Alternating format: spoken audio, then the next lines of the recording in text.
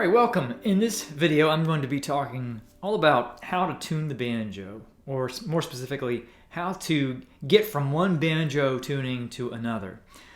So one of the more unique things about the banjo is the fact that it's common for banjo players to play in many different tunings.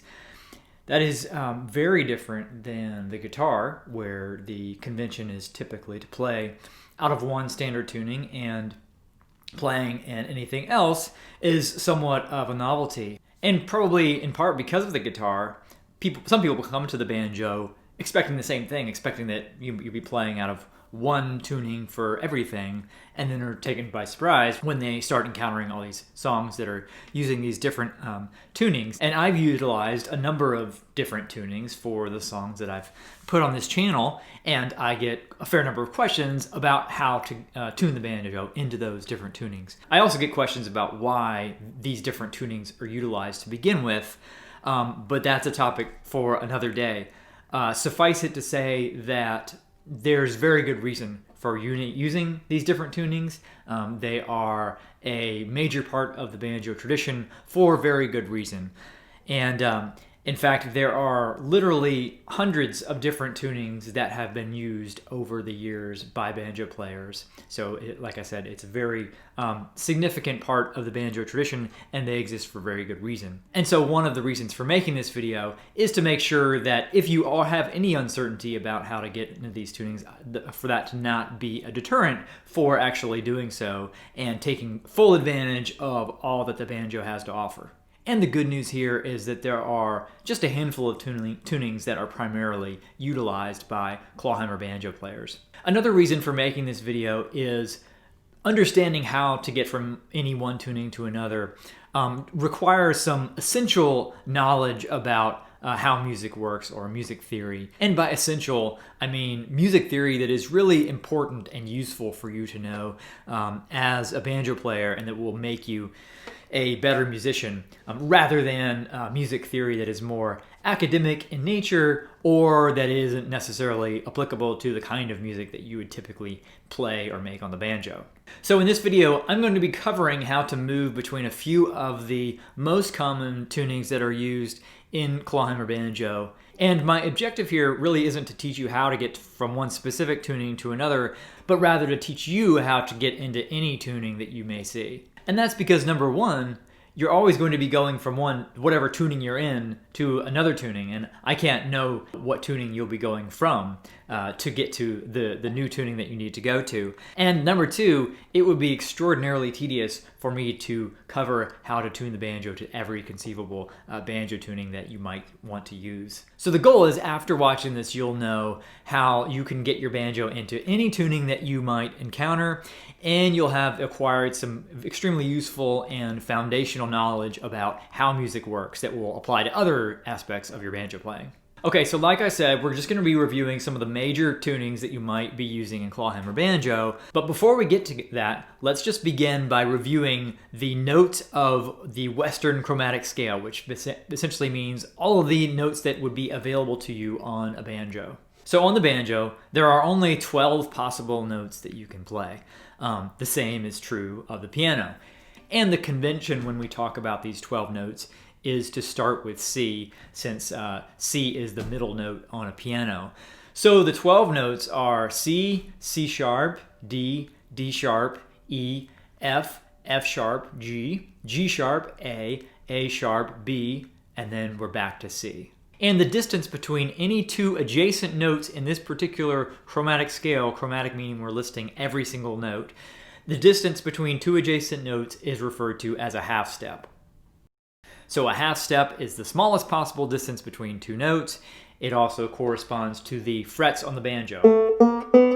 So as I move up each fret, I'm moving up by a half step. Now, of course, on a piano, this scale repeats itself a few times over. You have multiple C's on the piano, and it gets progressively higher as you go up the scale. The same is true of the banjo. And the distance between one C note and the next C note that you find on a keyboard or on the banjo is referred as an octave. Same is true of a D note and the next D note. Okay, so again, the goal here is for you to understand how to go from whatever tuning you might be in on your banjo to another tuning that you're trying to play a song in. So I'm just going to begin with the banjo in what is sometimes referred to as standard G tuning. Now, there are different ways you could get into your first tuning. One would be to use an external pitch reference. So for example, the lowest string in this tuning is this open fourth string, which is tuned to a D. Specifically, it is the same as the D that is below middle C on a piano. So you could play that note on a piano and match it to this string.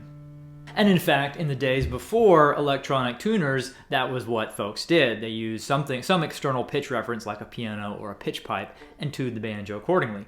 These days, we have electronic tuners. So to get into our first initial tuning, these are by far the easiest things to use. So we tune our banjos to the relevant pitches. Like I said, this D on the low string is the D below middle C. This D on the first string, you can hear, those are similar, but the second one's higher in pitch, and that's an octave apart. So this D is the D that's just above middle C on a piano. And these two notes, the G on the third and the B on the second, are in between. And then the highest note on the banjo is the G, which is the G above middle C on a piano. So again, the easiest thing there is just to tune using an electronic tuner, and I'm assuming you know how to do that to get your banjo into this standard G tuning, since it's one that's very commonly used. Okay, so now I'm going to go over the procedure for how to get from any one tuning you're in now to another tuning, all right? And I'm going to show you this process with multiple different examples. So let's first start with what's sometimes referred to as G modal tuning. So it is G, D, G, C, D, and I'm saying that from fifth string to first string. So the very first thing to do is figure out which strings are different from the tuning you're in to the tuning you need to go to. So in this case, we only have one string that's different. It is our second string that's currently tuned to a B, and it needs to go to a C. Now, the next question, which is probably the main question you have if you're wondering how to get into these different tunings, is which direction do you go with your string to tune that string to the new note? Well, this is where understanding a little bit about how music works is so helpful, and specifically the scale that I referenced earlier. So we know that we can either tune our string down to get to a C note, or we can tune it up. And the rule to use here is to tune it to whichever note is closest to the one we're in. And what I mean by that is, so this second string that's tuned to a B right now, there is a C that is right adjacent to it in our scale, right? If we go one half step up, we're to a C.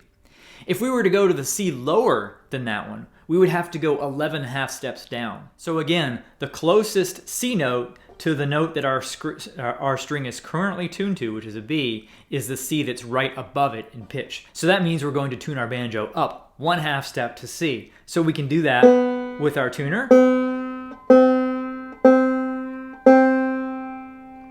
And now we're at a C. Now, one thing to note here is that oftentimes when you change the pitch of one string on a banjo, it affects the tuning of the other strings.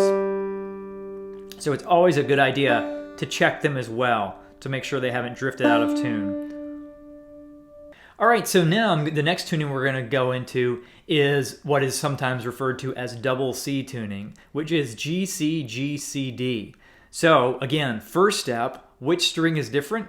In this case, the fourth string is different, right? The fourth string we have now is currently tuned to a D, and it needs to go to a C.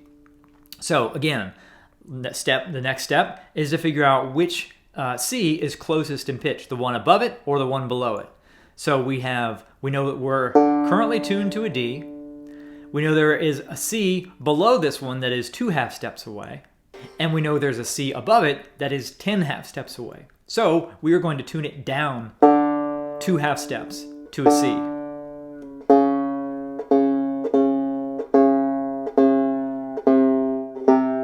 Now, that should match the pitch of our second string, just an octave different, right? Okay, and then we check our other strings, which, as I said, may be off pitch a little bit, and some of them are. Now we are in G, C, G, C, D tuning. So this is a common tuning that's used in clawhammer banjo.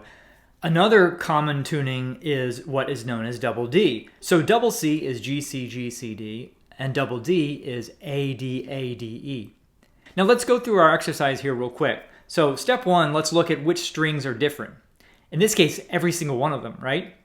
Okay, so now let's start with our fifth string and decide whether we need to tune it up or tune it down. So again, our fifth string is currently tuned to a G. We know there is an A that is 2 half steps up from this G, and there's also an A that is 10 half steps down. So we would tune it up to 2 half steps to A. Now, in my case, you can do that directly with your tuner, okay? Or if you have a fifth string railroad spike or some kind of fifth string capo, you can capo it there, which should raise it up 2 frets. And then you would check it, because usually it won't be quite there. Here it pulls it a little bit sharp, and so you want to make sure you fine tune it to your A. Now, it turns out that the same exact thing is true of every single string in this particular tuning reference to double C. What I mean by that is every string is actually brought up 2 frets or 2 half steps from the preceding one. So this C on the 4th string, we're bringing up to a D, and there's a D 2 half steps above that. This G, again, there's an A 2 half steps above that, which is what we need.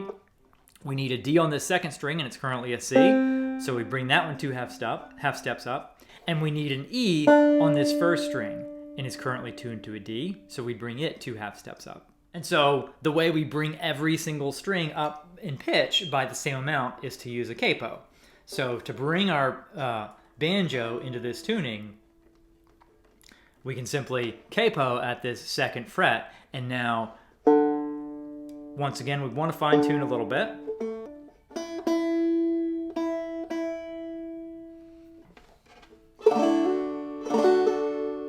And now we have our banjo in double D or A-D-A-D-E tuning.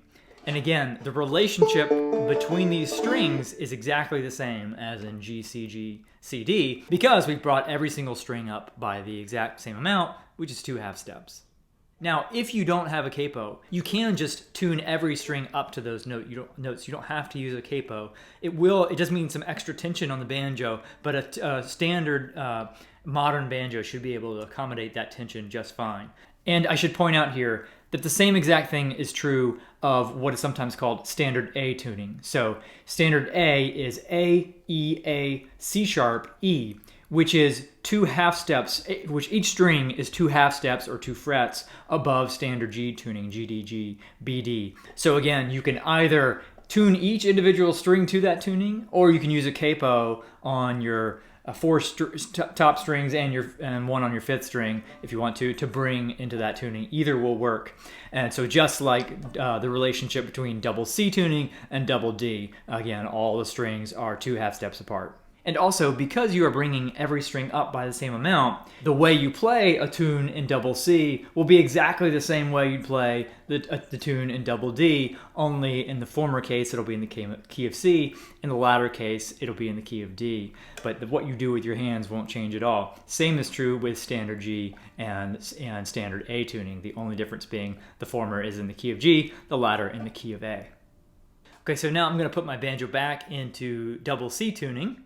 Alright, so now I'm back in double C tuning. Now let's see about putting our banjo into G-C-G-C-E tuning, sometimes known as open C. So again, let's ask our first questions. How many strings do we need to change? Here we have 1 string to change. It's our 1st string. Our 1st string is currently tuned to a D. We need to move it to an E. So again, which E is closest? There is an E above D that is 2 half steps away, and there is an E below D that is 10 half steps. So we're going to go above. So we'd be tuning our banjo, our 1st string 2 half steps up to that E note. And now we're in open C. Okay, so now let's say we want to get into FC, FCD tuning. And we are currently again in GCGCE. So first question, how many strings need to change? In this case, 3 strings, right? we have our C notes, which are fine. Our second and fourth string. Our first, third, and fifth string need to change. Our third and first are both going from a G to an F. So again, let's start with our third string, which is currently on a G. So do we need to go up or down?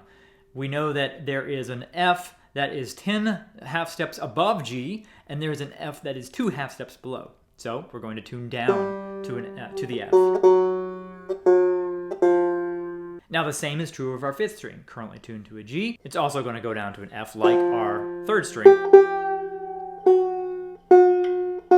All right, so now we have our third and first strings tuned to F. Now we just have to move this first string from an E to a D. So again, we have a D note that is 10 half steps away above this E, and one that is 2 half steps below. So we're going to go down 2 half steps.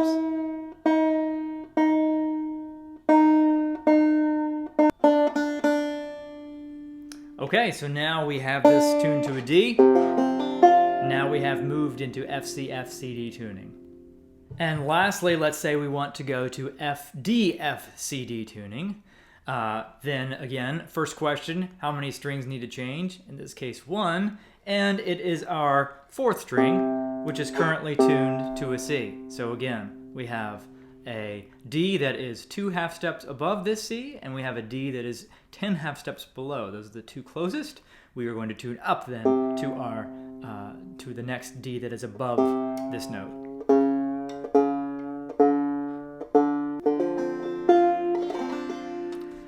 Now, you may be aware that some of these tunings have other names. Like this one, some people could refer to as last chance tuning. Some of these tunings are referred to by some iconic songs or tunes that are played in those tunings. However, not every person may have played that same tune in that tuning, and so some people may refer to this different tunings by the same name. Now, it's fine if you want to use these names on your own when you're thinking about these tunes, but as a rule, if you refer to a tuning by anything other than the notes of the strings, then expect that that may mean something different to the person you're telling that to. So the only way to ensure that you are accurately communicating a tuning to another person is to give them the actual notes of the banjo. So don't assume that your Sandy River Bell tuning or your open C tuning is the same as someone else's. Now, one last thing that I'll cover is how you can use your understanding of how music works or music theory to verify that you've got your tunings correct. So here's what I mean. Now, you know that on the banjo, your fourth string is going to be lower than your third lower than your second lower than your first, and your fifth string is generally going to be highest pitch of all. So in this case, I'm still in this FD, FCD tuning, right? So my fourth string is tuned to a D, right? How many frets do I need to go up, or how many half steps do I need to go up to get to my next note, that open third string, which is an F? So in other words, my question is, how many half steps is that F above that D? And knowing our scale, we know it is 3 half steps above, which means that if I fret this fourth string at the third fret, it should give me the same note as my open third, which it does. Okay, now we'll do the next thing. So we're currently tuned to an F on our open third string. So how many half steps above this F is our C on our second string? It's actually 7. So F sharp, G, G sharp, A sharp, B, C. 7 half steps. So that means the 7th fret of this third string should match the open second. Lastly, we have our open second string is a C, and our open first string is a D. So how many half steps do we have to go up on our C to get to D? In this case, only 2, which means that our second fret of our second string should match our open first, which it does. And then lastly, we know that our fifth string is going to be higher in pitch than our next highest string, which is our first string. So in this case, our first string is tuned to a D. Our fifth string is tuned to an F. So how many half steps above our D is F? Well, we have D sharp, E, F. So 3. That means the third fret of the first string should match the open fifth, which it does. So again, you can practice doing that with any tuning you're in, and that will help reinforce your understanding of the chromatic scale and the relationships between the strings in these different tunings. All right, so hopefully you now have the confidence that no matter what tuning you could potentially encounter in the future, you will know how to get your banjo there.